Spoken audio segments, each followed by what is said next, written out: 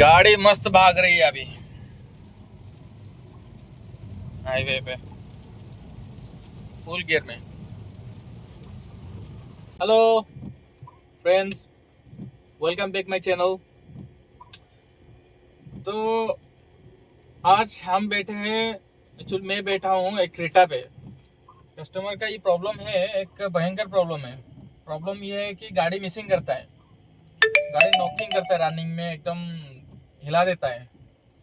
तो उसमें कभी चेक इंजन साइन तो आता है, कभी नहीं आता है।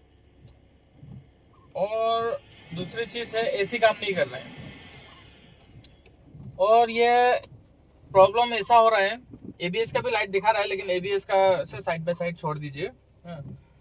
तो प्रॉब्लम ये हो रहा है कि एसी इसका जब मिसिंग होता है तभी भी एसी काम नहीं करता है। ये देख सकते हैं, एसी काम नहीं कर रहा अभी, टोटली एसी काम नहीं कर रहा है।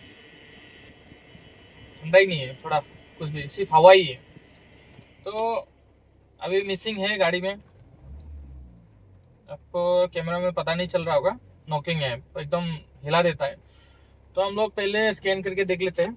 एसी भी काम नहीं कर रहा है। कस्टमर का बोलने का मतलब ये है कि जब भी मिसिंग नहीं करता है तो एसी आ जाता है, और जब भी मिसिंग होता है, चेक इंजन लाइट आ जाता है, तो ये एसी कट ऑफ हो जाता है। अभी फ़िलहाल एसी नहीं आ रहा है, चेक इंजन लाइट आ रहा था, अभी फ़िलहाल चला गया है। तो ये स्कैन करके देखते हैं एक बार, दिखाओ एक बार। ये आ गया आपका मॉडल वॉडल सारा सिलेक्टेड है। ये ट्रबल कोड में आ गया आपका, ये आ रहा है आपका, ये P0203 पेंडिंग में दिखा रहा है। पेंडिंग और एक्टिव जब भी दिखाएगा तो गाड़ी में मतलब प्रॉब्लम है। सिलेंडर 3 इंजेक्टर सर्किट ओपन दिखा रहा है। तो चलिए एक बार देखते हैं सर्किट में क्या प्रॉब्लम है। तो ये देख सकते हैं, इंजन है, इंजन नॉकिंग कर रहा है। एक्चुअली मुझे प्रॉब्लम मिल गया है प्रॉब्लम, लेकिन फिर मैं आपके साथ में ये बात तो शेयर करना चाहता हूँ कि मतलब प्रॉब्लम कैसा है। आपका साथ में भी प्रॉब्लम हो सकता है, कोई टेक्नीशियन को मदद आ जाएगा किसी को, या कोई ओनर को मदद आ जाएगा, हेल्पफुल हो जाएगा। तो हम लोग ने इसमें चार इंजेक्टर है। इसमें जैसा कि काँप रहा है, मतलब काम कर रहा है। हम लोग डायरेक्ट में चेक करते हैं, 1 2 3 4, 3 नंबर में दिखा रहा था प्रॉब्लम। तो ये हो गया इसका 3 नंबर अगर हम लोग डिस्कनेक्ट कर भी देते हैं तो ये सेम रहता है। ये वायर का बारे में मैं आपको बाद में डिस्कस बताऊंगा ये क्यों लगा हुआ है। तो सेम ही रहता है ये चीज़। तो उसका बाद में हम लोग ने ECM को दो ECM चेंज कर दिया। ECM दो बार चेंज हो गया, दो ECM चेंज हो गया। उसका बाद में ये दोनों का वायरिंग चेक किया, वायरिंग सही आ रहा है, वायरिंग का कंटिन्यूटी बराबर आ रहा है दोनों वायर का। ECM के साथ में वायरिंग डायग्राम हम लोग ने निकाला है, कंटिन्यूटी चेक किया, बराबर आ रहा है मल्टीमीटर से।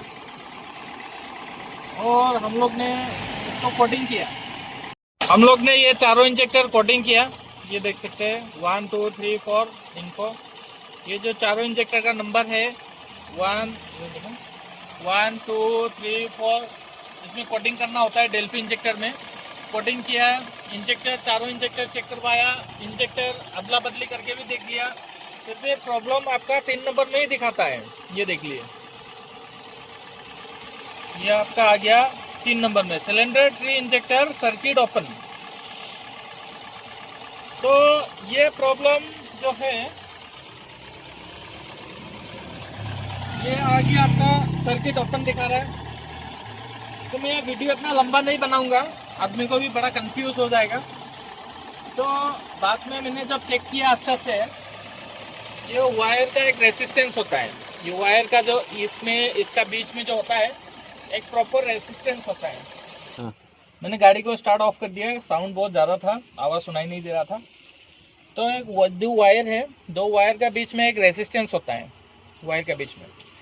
तो इसमें क्या हुआ, वायर तो कटा हुआ नहीं है, कहीं भी कटा हुआ नहीं है। ये वायर जो है, ये दो वायर इधर से आया हुआ है, और जो वायरिंग डायग्राम का हिसाब से ये दो वायर है, ब्लैक एंड रेड, ये देख सकते हैं ब्लैक एंड रेड, ठीक है। तो दोनों वायर में कंटिन्यूटी बराबर आ रहा है। तो मैंने जब रेसिस्टेंस चेक किया तो रेसिस्टेंस में ये रेड वाला जो है एक लो लाइन होता है, एक हाई लाइन होता है।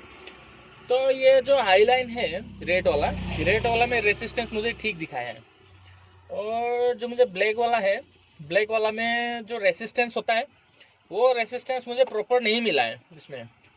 तो मैंने इसमें क्या किया, ये अपना जुगाड़ है, इसको एक्चुअली मैं चेक करने के लिए बनाया हुआ है। तो ये एक्चुअली मैं चेक करने के लिए बना हुआ, ये वायर जो है मैं ये रेड वाला वायर का साथ में अंदर में जोड़ दिया, ये अंदर में ये जो रेड वाला जो ये जो कपलर है, ये कपलर ये दिख रहा है ना, ये वाला जो है इसका साथ में मैंने जोड़ दिया है, ठीक है।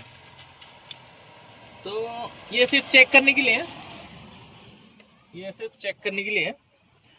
तो ये जो ब्लैक वाला वायर है आपका यहाँ पे आता है, ये है, ठीक है, कंटिन्यूटी जो आता है। रेसिस्टेंस मुझे थोड़ा कम जैसा लगा है, तो मैंने क्या किया, इसको टेम्परेरी के लिए, परमानेंट नहीं करना, इसको आग वाग लग सकता है, कुछ भी हो सकता है।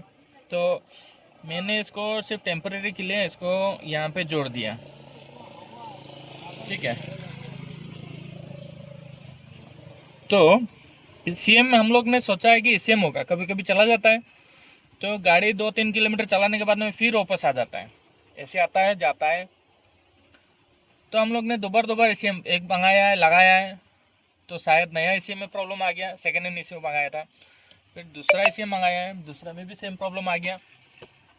तो हम लोग ने गाड़ी का एसीएम से ही हम लोग चेक कर रहे हैं। तो अभी मैं गाड़ी स्टार्ट करने जा रहा हूँ, आप देख सकते हैं मैंने स्कैनर को भी नहीं छुआ कुछ भी।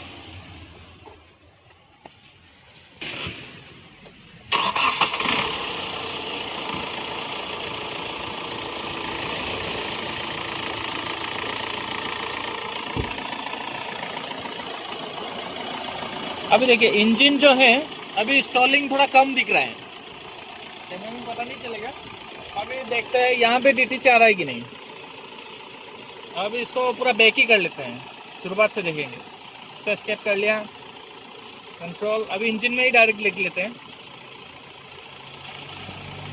Trouble code. ये देखिए मैंने कुछ डिलीट नहीं किया इसमें, ये ऑटोमेटिक डिलीट हो रहा है, मतलब उसका जो रेसिस्टेंस जो मिलना चाहिए वो नहीं मिल रहा है उसमें। तो चलो हम लोग गाड़ी एक बार चला के देखते हैं। तो गाड़ी मस्त भाग रही है अभी हाईवे पे, फुल गियर में, पूरा गियर में चेक किया। कोई डीटीसी है क्या, देख तो। डीटीसी बोले तो आपका तो जैसे ही सेटिंग करके रखा है, इसलिए आपको डायरेक्ट दिखा दे रहा है ट्रैवल कोड।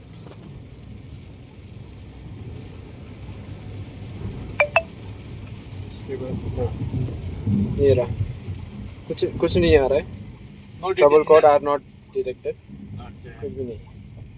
तो इसमें पहले में क्या प्रॉब्लम था, इसमें इंजेक्टर का एक पोर्ट आ रहा था, 3 नंबर का इंजेक्टर, सर्किट ओपन दिखा रहा था। तो वायरिंग जो देखा था हम लोग ने, सारा चीज़ सही निकला, कंटिन्यूटी वगैरह। सेम हम लोग ने दो एसीएम चेंज किए हैं, तभी भी सेम प्रॉब्लम दिखाया। तो प्रॉब्लम ऐसा भयंकर जगह में था, प्रॉब्लम ऐसे ही,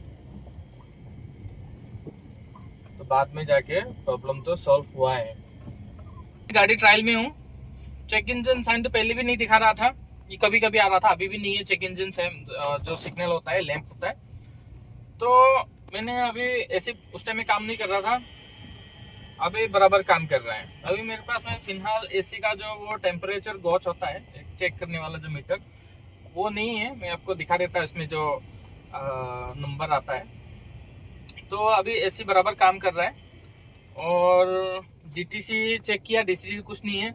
अभी चला लिया, कुछ दूर चला लिया, उसके बाद में फिर से एक बार देख लेते हैं डीटीसी क्या आ रहा है क्या नहीं आ रहा है। एक बार दिखा दो डीटीसी।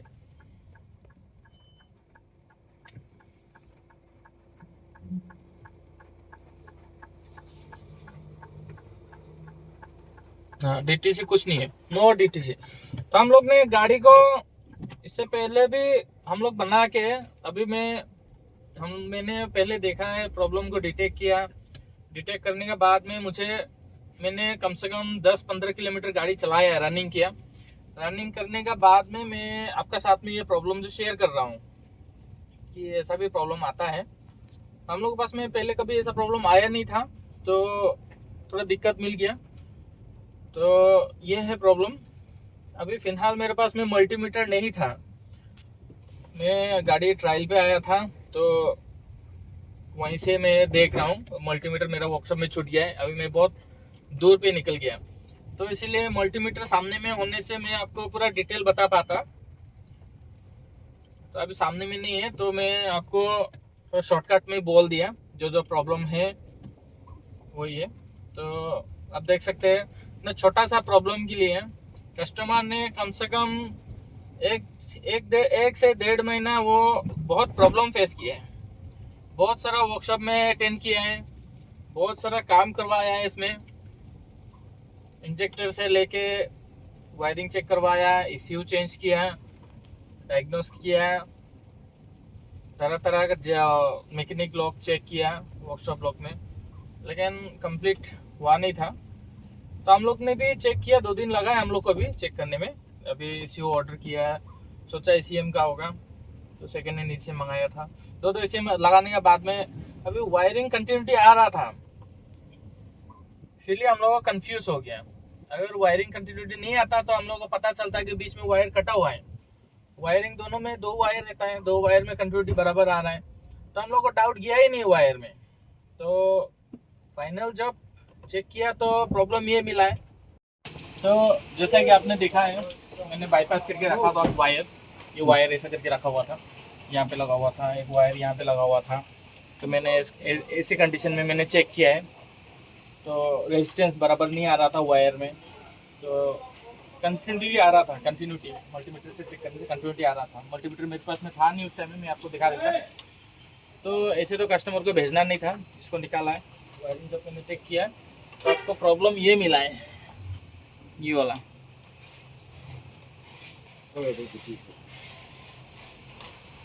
ऐसा हो गया है, इसका अंदर में रगड़ के तो कंटिन्यूटी आ रहा था, लेकिन जो रेसिस्टेंस आना चाहिए था वो नहीं आ रहा था। दिखा,